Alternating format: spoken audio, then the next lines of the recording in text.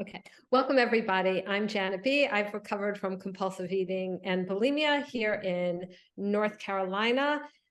We are going to be talking about step 3. So if you have your big books, we're going to start on page 58, how it works. I remember first going, my first, 5, 6 years in OA, and they would read the beginning of how it works at every meeting, right? They did that at some meetings. But it never stuck in. It was just like blah, blah, blah, like intro words that, went through my head before I could share about like my rotten day and my rotten life and how I couldn't stop eating. But let's try and like give it the attention it deserves, because it has some really great stuff here. So page 58 starts by saying, rarely have we seen a person fail who has thoroughly followed our path. So that means I am not going to fail if I thoroughly follow this path. So if someone comes along and they're just like teaching a different way, we're not guaranteed we're going to recover with any kind of different way. This is the path. So we really need to know it. And they say, okay, who doesn't recover? It's people who cannot or will not completely give themselves to this simple program.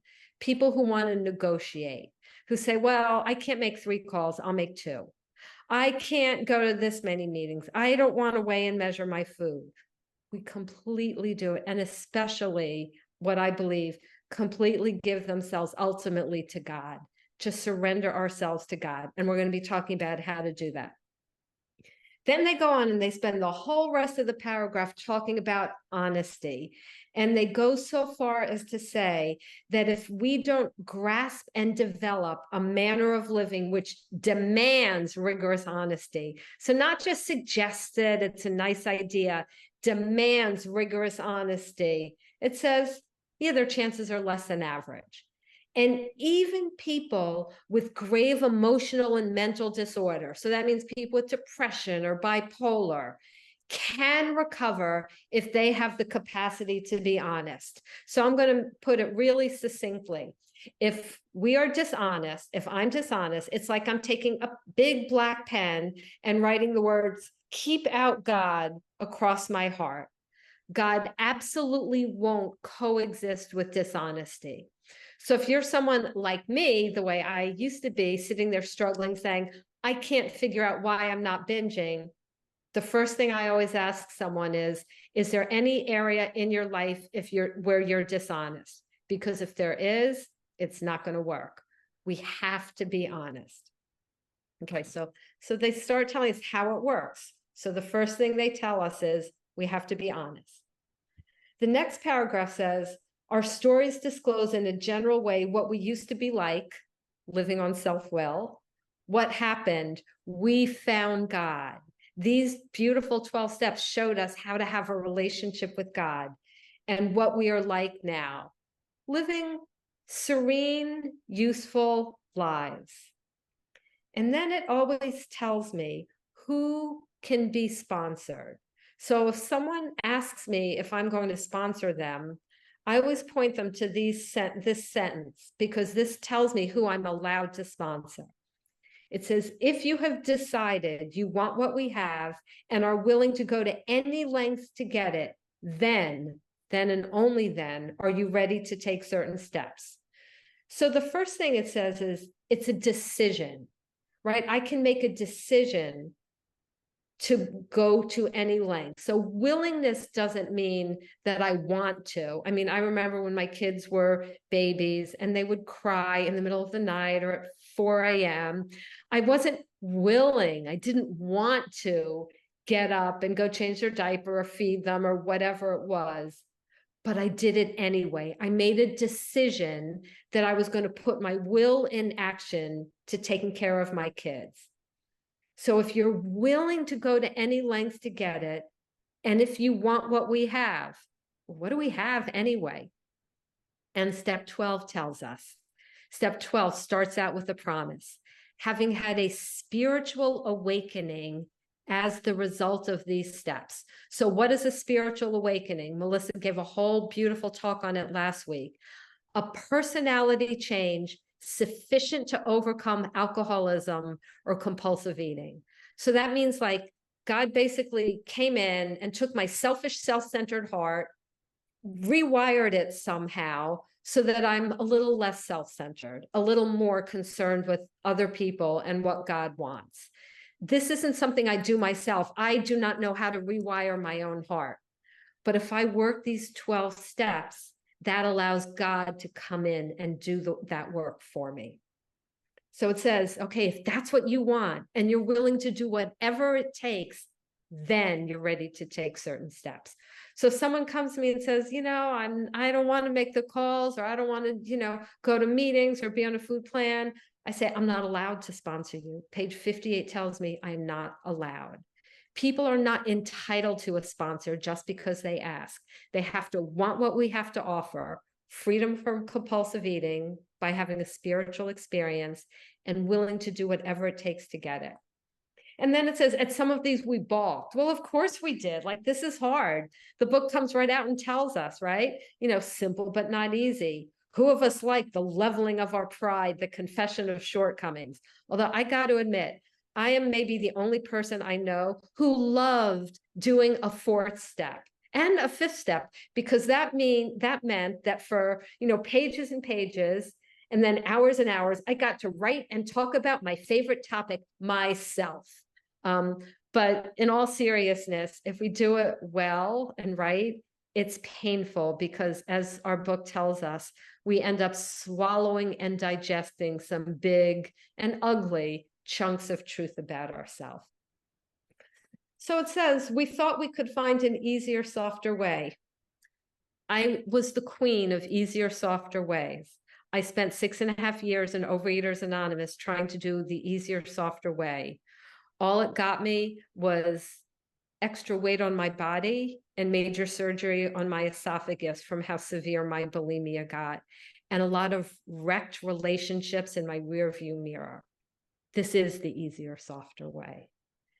And then it says, remember, we deal with alcohol, food, cunning, baffling, powerful. Okay, did anyone else think how weird that line is? You take an inanimate object like alcohol or food and say it's cunning. I mean, you wouldn't say a pen could be cunning, baffling, and powerful. And really, like, how cunning, baffling, and powerful could, some food or drink be? It doesn't make sense unless you think there's some kind of like not very nice force behind this. Cunning, trying to trip me up, baffling, confusing. I have a pretty high IQ. This thing baffled the heck out of me. And powerful. This thing is way more powerful than I am. And it says, without help, it is too much for us. And okay, great. There's 142 of us here. Can you help me? And they say, there is one who has all power. That one is God. May you find him now. We can give each other fellowship and support and advice, but we can't give each other power.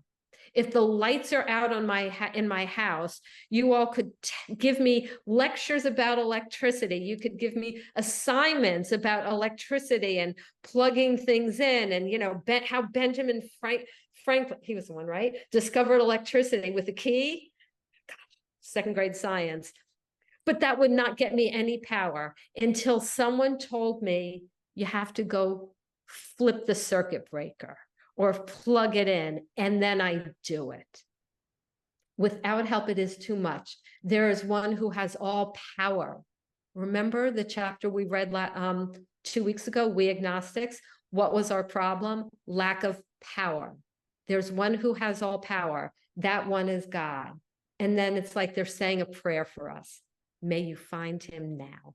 That's the solution. And then they tell us half measures availed us nothing. Again, queen of half measures. But for all you teachers there, if someone gets a 50% half right on a test, what grade do they get? They get an F. And I would say even here, 90% measures generally don't get us very far. We have to abandon ourselves to this program, to God as we understand him. And it says, we stood at the turning point. Okay, so where are we if we're at the turning point? We said we're willing to go to any lengths because that's a requirement to even begin. We've admitted we were powerless over food and our lives are unmanageable. And if y'all don't get what powerlessness is, if you go on Recovery Jam under other resources, there's a one-page document called The Broken Bridge that explains, I tried to explain succinctly, the mental obsession and how it works with compulsive eaters. So we realize we're powerless, that our lives are unmanageable. They don't work. And we've taken a second step. We've come to believe that a power greater than ourselves, God as we understand him, could restore us to sanity, that there is a God and that he has power and that he can restore me to sanity. At this point, it's just that he could, not that he will, but we'll get there. So they say, okay, we're at the turning point. We believe we're powerless. There's a God who can restore me to sanity, but he probably doesn't want to. And it says, what do? We stood at the turning point. We asked his protection and care with complete abandon. So I'm asking God to protect me, to take care of me. Well, what does this mean? Does this mean I can do whatever I want? I can rob banks, cheat on my taxes, cheat on my husband, be a nasty person, and ask God's care and protection? Doesn't work like that. So thinking back to like middle school social studies, I think of it like a serf who works on the king's land. And you remember the eras when all the kings were there and, the invading armies come. And if I'm safe and protected on the king's land, when the invading army comes, my king is going to pull up the drawbridges and I'm on the land and I'm safe and protected. I'm under his protection and care.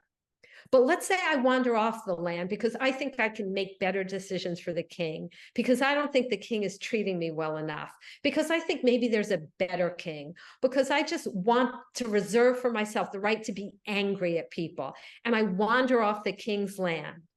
Well, when the invading army comes and the king pulls up his drawbridges, I'm not going to be under his protection and care, not because the king doesn't love me, but because I've wandered off this land.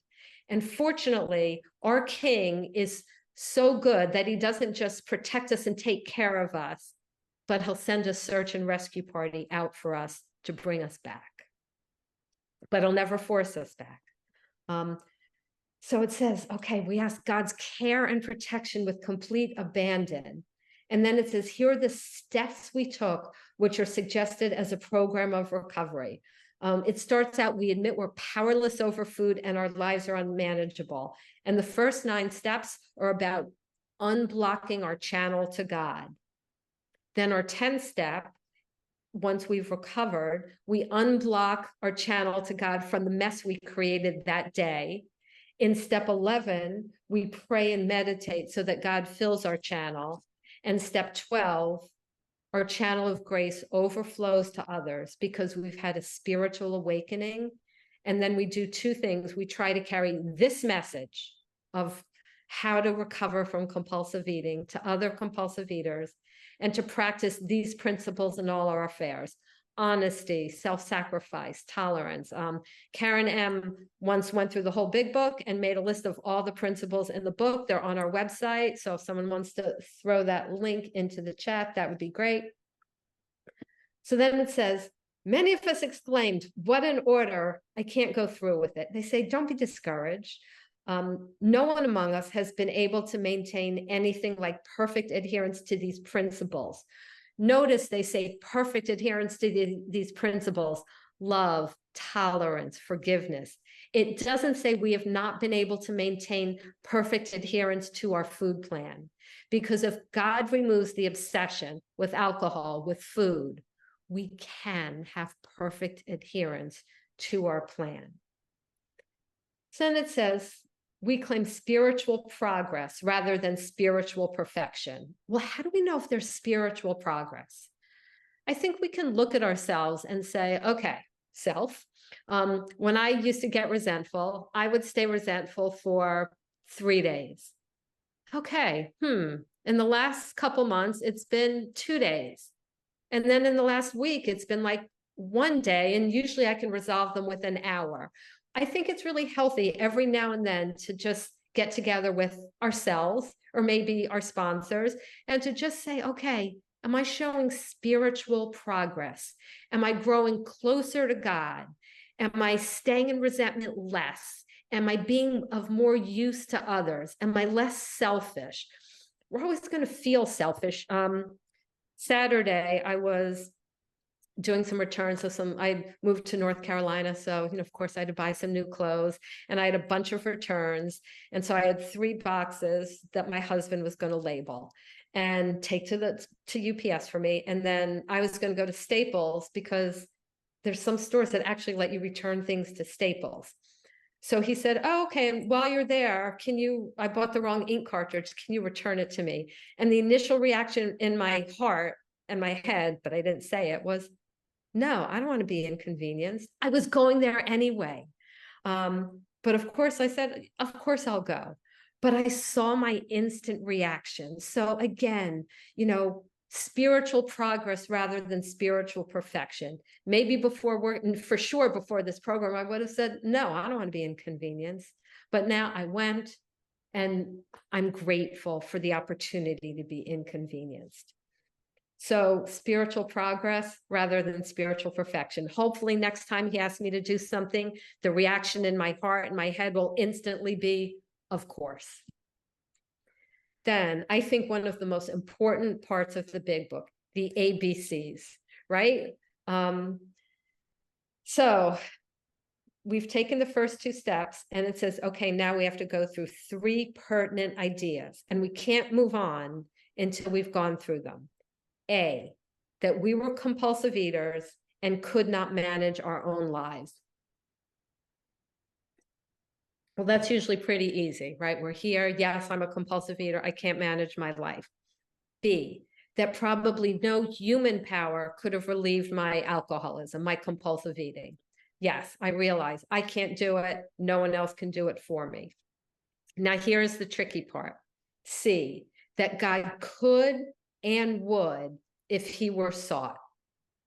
So I always like to take this slowly. So I'll say to someone, okay, do you believe that God could remove someone else's compulsive eating?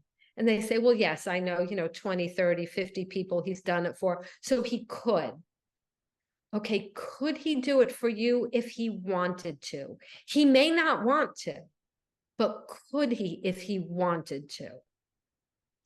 And if we have, any personal honesty, we have to say, well, yes, he's God, he could. Do you believe he will if you seek him? And this is when, if people are honest, they often say, no, he could, but he won't for me. And then I would ask, why? And I have found that it's one of 5 reasons. Let me see if I can remember them. 1, I've done something really bad. 2, I'm not worthy. And I think that's the most common. 3, I don't deserve it. It's like kind of my fault. 4, I've tried so many times before and it hasn't worked. And 5, I'm not willing to do the work to seek him. And I'll just say right off the bat, if it's number 5 and you're saying, I'm not willing to do the work to seek him, you are absolutely right. He won't restore you to sanity, because the condition is God could and would if he were sought through prayer, meditation, self-sacrifice for the good of others, clearing up the wreckage of our past, surrendering to his will as best we can. But what if someone says, I've done this really bad thing or some really bad things? Then I would say, you are in great company, because so did all the founders of AA. That's why there's a 9th step in this program. Y'all have a chance to fix it. But what about the person who says, I just don't deserve it. I'm not worthy. There's just this feeling of shame, not so much for anything I've done. Maybe people in my life have told me I'm a piece of crap. Maybe I just don't feel worthy. And they say, I'm not worthy. And then I say, you have 2 options. You could go to a therapist and spend $20,000 to have her help you get high self-esteem, but that won't work. And the other thing is to realize the word worthiness is nowhere in this book. It is not a requirement for God's help. Worthiness isn't a requirement. Only willingness is. I certainly was not worthy and still am not worthy for all that God did for me and is doing for me. Thank God, worthiness isn't a requirement. He doesn't care if we're worthy. He only cares if we're willing. The third thing, it's my fault. I mean, we can debate whether we caused this, we're born with it. Somewhere in the book it says this is a self-imposed crisis. Elsewhere in the book it says we don't know how we got it, so we don't know. But let's assume it is my fault, right? Okay, so let's just say who's unmuted. Let's assume that it is my fault. So let's say also that I'm walking across the street, looking at my cell phone, and as I'm looking at the cell phone, a truck hits me and I break both my legs. And then the ambulance comes. Am I going to say to the ambulance driver, don't take me to the hospital to have a doctor fix my legs because it's my fault. I was looking at my phone. It's my fault. Go away. Leave me here to bleed with my broken bones. Of course, we wouldn't say that. But when it comes to God and getting spiritual help, we get all noble and say, oh, I can't go to God because it's my fault. We don't have to be noble. God knows if it's our fault and he doesn't care. He'll help us anyway. The fourth thing is I've tried it so many times and it hasn't worked. Well, that is like me, I just did again, trying to take a picture with my cell phone, but pushing the wrong buttons. I'm not going to be able to take a picture, even if I've tried for 6.5 years. But if after 6.5 years, someone comes along and shows me the right buttons to push, it doesn't matter whether it's my first meeting or a meeting after 6.5 years. Suddenly I'll be able to take pictures.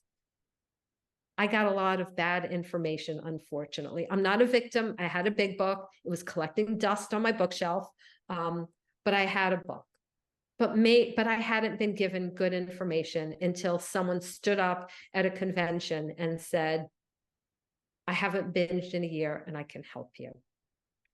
If that's you and you feel you haven't got correct information, call me, call someone else who's recovered. We will help you. We will show you the right button to push. So once we go through it, it's like, okay, now, do you believe that God could and will if you seek him? And generally a person works through that and then it's yes. And then we move on. Being convinced. Well, being convinced of what? Being convinced that God can and will restore me to sanity. We're at step 3, which is we decided. So it's a decision that I make with my will to turn my will and my life over to God as I understand him. My will, obedience, and surrender. My life. I trust that he's going to take care of me. And it says, okay, what do we mean by that? Like, it's a weird concept, like turn it over. What does that mean? It says, what does it mean? What do we do? So it says the first requirement is we be convinced that any life run on self-will can hardly be a success. Well, I think it's probably easy for most of us to say, my life is not a success. And we're on a collision with other people, even though we have good motives. Juanice, do you have your book with you? Can you read this paragraph and the next in the first person for me, please? Yes. Okay. From the first requirement? Yeah. The first requirement is that I be convinced that my life run on self-will can hardly be a success. On that basis, I am almost always in collision with something or somebody, even though my motives are good. Most people try, I always try to live by self-propulsion. I'm like an actor who wants to run the whole show. I'm forever trying to arrange the lights, the ballet, the scenery, and the rest of the players in my way. If my arrangements would only stay put, if only people would do as I wish, the show would be great. Everybody, including myself, would be pleased. Life would be wonderful. In trying to make these arrangements, I may sometimes be quite virtuous. I may be kind, considerate, patient, generous, even modest and self-sacrificing. On the other hand, I may be mean, egotistical, selfish, and dishonest. But as with most humans, I am more likely to have varied traits. That ring a bell with anyone? There was one time when my husband and my son were just not behaving well at all, objectively. And I called someone and she sat there and I said, I can't believe what they're doing. And she read this to me in the first person. And as she did, I'm like, that's me. That's me. I want people to behave a certain way. I want them to be a certain way. And then what usually happens, the show doesn't come off very well. Whenever we're upset and we think life is a mess, I think it's really helpful to read these 2 paragraphs out loud in the first person. I begin to think life doesn't treat me right. Well, that's a whole dose of self-pity. And as my friend Roxanne says, self-pity parties end with a cake. So we have to be really careful of self-pity. I decide to exert myself more. I become on the next occasion more demanding or gracious, read manipulative, as the case may be. And then it says, what is my basic trouble? Am I not really a self-seeker, even when trying to be kind? So this is what life pre-third step means. It means I do something in order to get a result. Even if that result may be good, like try to get my husband to stop smoking, try to get my grown kids to go to church. I'm trying to get a result. Results are good. No one could argue that, my kids shouldn't go to church or my husband should smoke. But that's me trying to get my will done, being a self-seeker. A third step means I do God's will and I leave the results up to him. I'm out of the outcome business. So for instance, pre-third step, I may take my kids to church all the time when they're young. And then when they're older, every week say, did you go to church? Even though they're 2.5 hours away from me. Did you go to church? Remind them, nag them, tell them how they're breaking my heart. I'm trying to do a good thing, get them to go to church. No. Post third step, I still take them to church when they're younger. But once they're out of my house, I don't try to manipulate or control them. I can pray, but I cannot tell them what they should do. Cannot manipulate them by telling them that they're breaking my heart. And by the way, if my heart is being overly broken by what someone else is doing or not doing, I've made that person an idol and I need to knock it off. So I do what I think is God's will and I leave the results up to him. And boy, does that make for a lot more peace. I leave my health up to him. I leave my kids' well-being up to him. I leave what's going on in the Middle East up to him. I don't take the weight of the world on my shoulders. I do what I think God would have me do, and that's it. And then I let it go. Bottom of 61, what does it tell us we're like? Our actor, me, is self-centered. It compares us to the retired businessman in Florida complaining of the sad state of the nations, right? He's looking at what other people are doing, what the sad state of the nations, what the president is doing, what the people who don't like the president are doing, picking sides, what they're doing. The minister who sighs over the sins of the 20th century, what they're doing wrong. Politicians and reformers who are sure all would be utopia if they, the other people, would behave. The outlaw safecracker who says society has wronged me. And the alcoholic, the compulsive eater who's lost all and is locked up.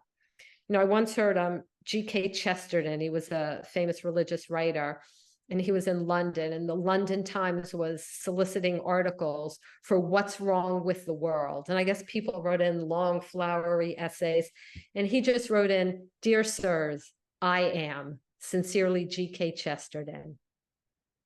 I am. That's all I need to look. I don't need to look at what's going on at the Middle East. If I want, I can pray, I can give money, something, or get involved with a cause if I feel called to it. I don't have to, just sit there and, get into discussions about politics or religion or, this, Kardashian or something. I don't have to do any of that. All I have to do is think, Father, what would you have me do today? And to try to do it well. And then it tells me the root of my troubles, selfishness and self-centeredness. That's the root. Now think about a tree. We don't see the roots, we see the fruits. So we might not see the selfishness and self-centeredness, but we see the fruits, resentments, fears, and harms to others. That's what we see. So we have to kind of get a root transplant. We're selfish and self-centered. The antidote is to become God-centered and other-centered. Okay, how do we do that? Prayer, meditation, inventorying to clean up our past, making amends, and self-sacrifice service to others. Picking up a phone when I'm sitting in my air-conditioned or heated house to make an outreach call is not a self-sacrifice. Unless I'm getting up half an hour early, setting my alarm early in order to do it. Self-sacrifice means I'm giving something up to help other people. So it tells us our troubles are basically of our own making. Well, this is great. If I'm the basis of my own troubles, no one else has to change for me to get better. But notice it says basically of our own making. So there's a caveat here.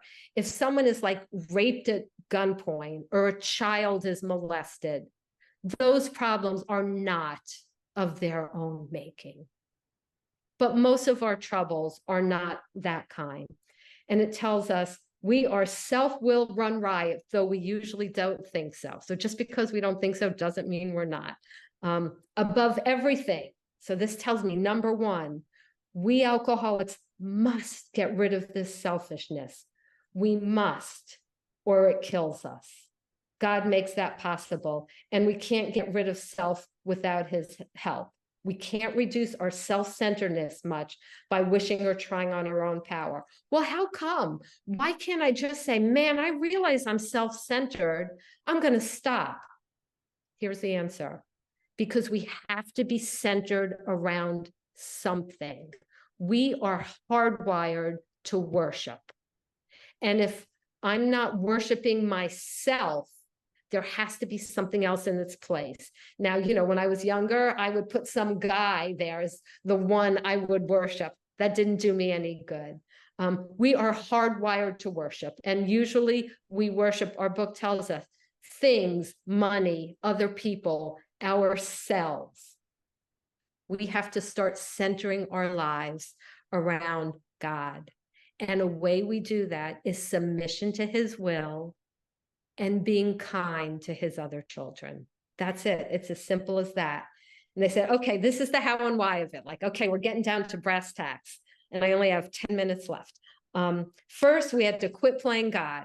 I stopped trying to do things to get a result. Why? Because it's not holy or spiritual? No. Well, it isn't, but because it didn't work. That's the reason. Next, we decided hereafter in this drama of life, God was going to be our director. Not another person, not a group, God. He is the principal, we're his agents. So a principal has work he wants done, and an agent is the person he asks to help him. What an honor it is, right? That God is launching search and rescue missions for the people who wander off the reservation, and we get to be his agents in that. What an honor. But we're not just agents. He is the father and we are his children. And some people may not have had the world's best father. They'll say he is the loving father and we are his beloved children. It says most good ideas are simple. And this concept was the key. The arch through which we'll pass to freedom. And then it gives us the third step promises. Page 63, when we sincerely took such a position, what position? The position that I am going to surrender my life to this loving God and try and do his will as best I can. Here's what we get.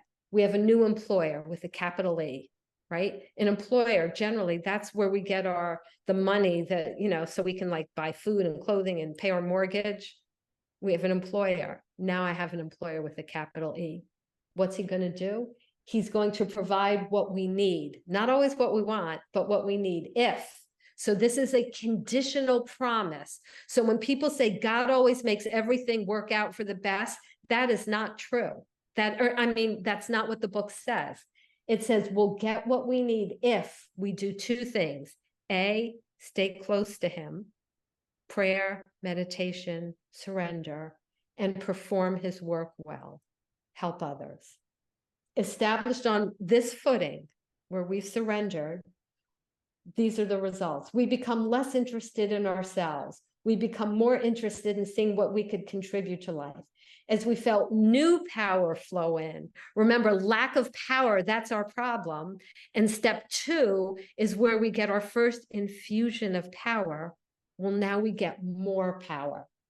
What else do we get? Peace of mind. We can face life successfully. We're conscious of his presence. We start becoming aware, not just that of belief in God, but an awareness of his presence. And we begin to lose our fear. Our fears don't completely go away at this point, and that's okay, but they begin to go away of today, tomorrow, or the hereafter. We're reborn. And then we do our third step. And it says, God, I offer myself to thee to build with me and do with me as thou wilt. God, take the raw material of me and do whatever you want with it. Relieve me of the bondage of self. Why? So I can have an easy, happy life? So I can better do thy will. Take away my difficulties. Why? So I can be a witness of your power, your love, and your way of life. And we say a prayer to do his will always. And it says, okay, the wording is optional. Most of us like to do this third step prayer just because it's so perfect. And it says the wording is optional as long as we express the idea, voicing it without reservation. We can only voice it without reservation if we trust that there is a God. And as we work this program, as we work step 1 and step 2, step 2 is chock full of ways we can come to believe that there's a God who cares about us. And then we can turn our life over to him in step 3. And it says, when we do, sometimes a very great effect is felt at once. And I believe that even though we may not feel a great effect, once we surrender to God, a great effect starts happening in our heart and he commences his rewiring job. And with that, I pass. Thanks.